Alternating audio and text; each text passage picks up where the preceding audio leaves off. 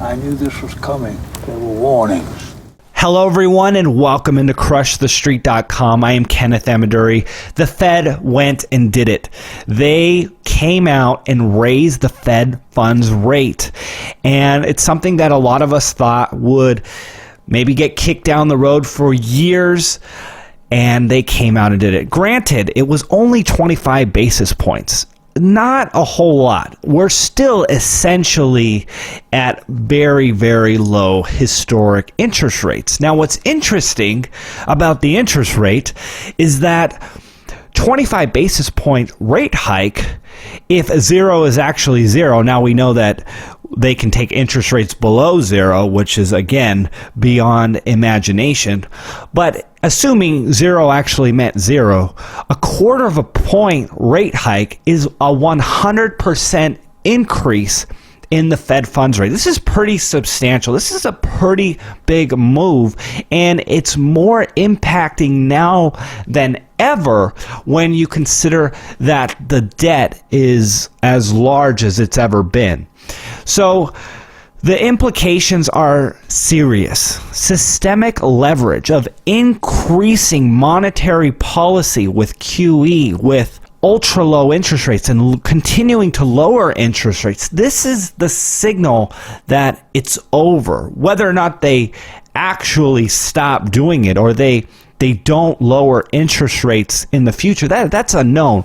But what we know is that the Fed can't keep doing it, and the diminishing returns of each stimulus dollar put in the system is getting weaker and weaker. And this is the end. And there's so many things tied to low interest rates that will contract as this continues to play out. So they came out and did it. The Fed officially did it, and they even got the balls to come out and say that they want to raise rates to 1.375 by the end of 2016. That is really, really big news.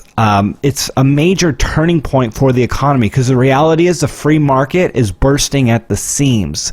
It's wanting to crush the manipulation, this bubble economy that we've been dealing with since 2008, since the Federal Reserve. I mean, there's so many times you can look in history and say, hey, look, the market has been manipulated. But since 2008, specifically, the economy has been trying to contract, and we've fought that left and right, and we're coming to a head.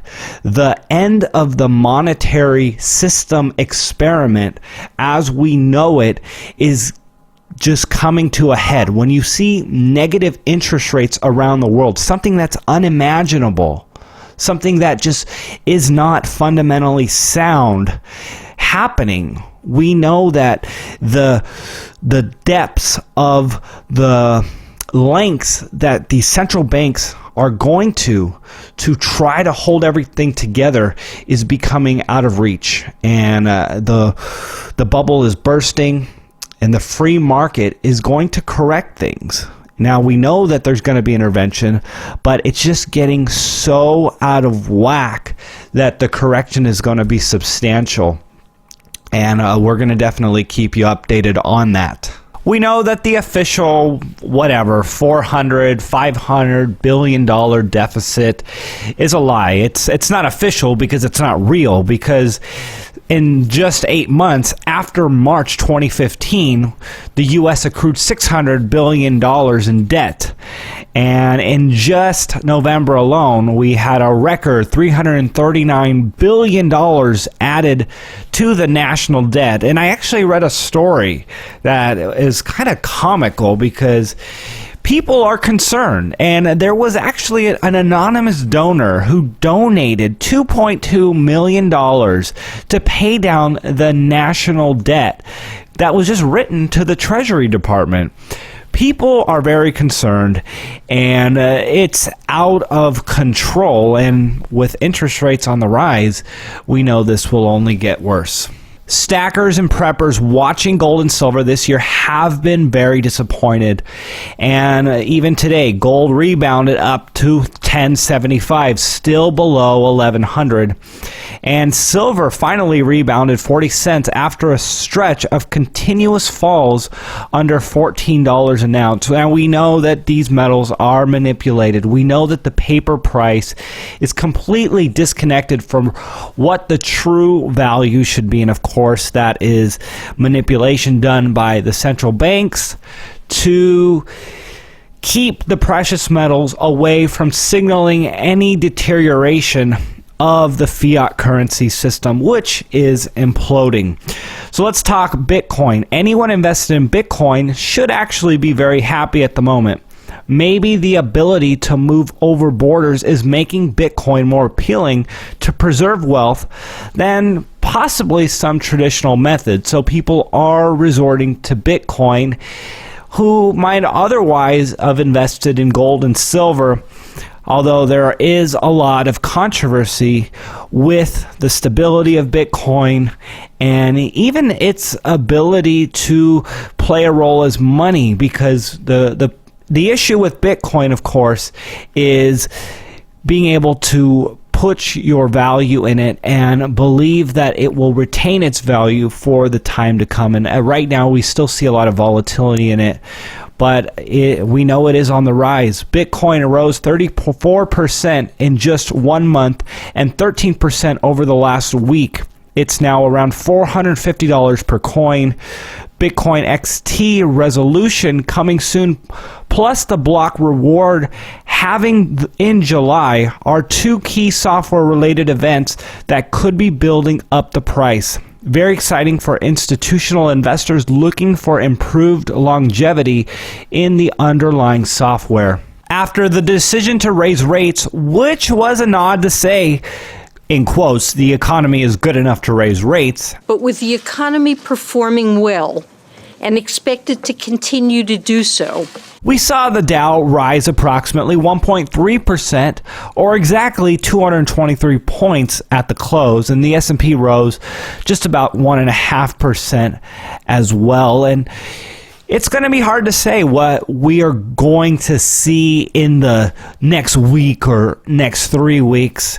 We might see the stock market actually do okay, especially if this instills some sort of confidence in the market. It's really about the fear or how good people feel about everything, but the fundamentals will overwhelm the system eventually, and the interest rate hikes will trickle down. The expansionary policies over the last while, just like we talked about, will overwhelm the system. And we already talked a little bit about gold and silver, but we did see the GLD raise about 1%, and SLV rose 3% today on the Fed's decision, and base metal index rose 2% as well. The gold and silver price ratio is still largely out of whack. The disparity shouldn't last long as primary silver mining costs keep increasing and primary metals mining keeps decreasing. Or some information from SRS Rocco report.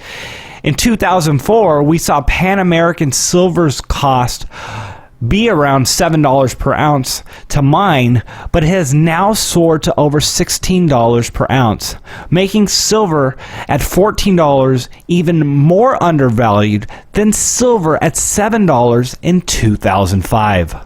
The dollar index is showing weakness. It dropped nearly 3% in the last 2 weeks. And if you're still not convinced that the end of the dollar is coming, you need to watch our documentary, Death of King Dollar. We put it out last year, and it's still very relevant today.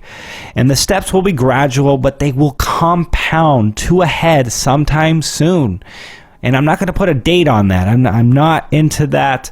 I just know that it can't go on like this forever. And I've already made the case that the system, this experiment, is over, and ultimately we'll lose control of the currency, because the currency is reckless. It's not backed by anything. And we know that all currencies go to zero eventually. And, it's something that you need to know. I'm not saying get rid of your dollars, because if in the event of a major market meltdown, which is possible, your dollar will likely get stronger in that event. The liquidity event, we saw this in 2008. I know people will say, oh, they're going to skip the dollar this time and go straight to gold and silver. You know, I tend to think that we still have a lot of conventional wisdom out there that will go to the US dollar, especially considering how bad the rest of the world is doing. The US dollar will likely be the safe haven in the next financial crisis. Oil is big news lately, especially considering it's now under $40 a barrel. It almost hit $35 per barrel, and it's getting closer to $30 a barrel as we predicted earlier this year. The Baltic Dry Index actually shot up 20%, and it was at a record low. This was after it hit a record low, and it has now collapsed to a new record low. That is showing that this world is in a worldwide depression, and it's not just an oil glut. The mainstream media is trying to blame this on the oil crash, and the reality is it's all related. When you have the whole global economy slow down, oil is going to go down too, and it's affecting this one metric. And what's good about this metric, it's something that is not easily manipulated. There isn't much manipulation happening on the Baltic Dry. It's a clear indication of what is happening, and it's devastating. We're at depressionary levels. The new all-time low of 484 for the Baltic Dry Index. As things progressively get worse, we will continue to surrender more and more of our rights over to the federal government. And we've seen that with things like the Patriot Act and Obamacare and just different things that are solutions to the problem. And I say solutions in quotations. So here's something regarding internet freedom. Say goodbye to more of your online privacy, because some trader has shoved the Cybersecurity Information Sharing and Protection Act into the federal budget bill that's currently being passed. Everyone, for 2016 forecasts and predictions, go to crushthestreet.com. We're going to be releasing a report, and if you're on the email list, you will get it. Go to crushthestreet.com, sign up for free, and get on our email list today. Thank you so much for joining me today, and we'll see you soon.